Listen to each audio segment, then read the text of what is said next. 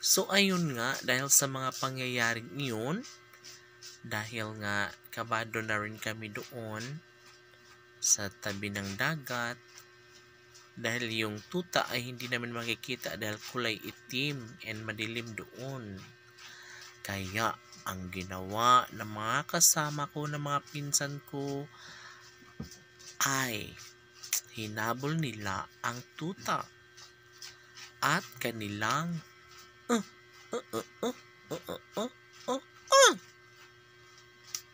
natsugi ang tuta.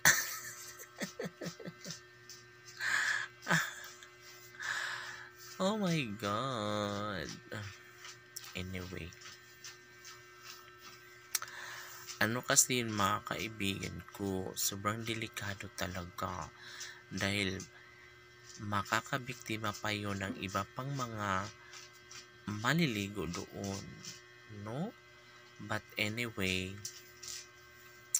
hinayaan na lang namin doon hanggang sa kami ay nakauwi. Pero mga kaibigan ko, nag-i-enjoy naman ang mga kasama ko doon dahil naliligo ng dagat.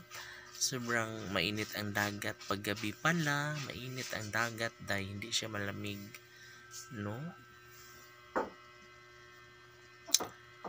And nanguha sila ng mga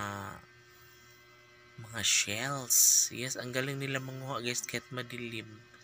Kinakapakapa lang nila doon sa may dagat at nakukuha nila ang mga shells. Pwede na siya pang ulam. Ganun siya.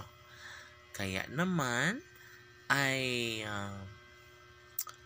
yes, masayang masaya ang lahat and safe naman ang lahat mga kaibigan ko kahit na mayroong mga nangangagat na mga animals, pero safe naman. Thank you.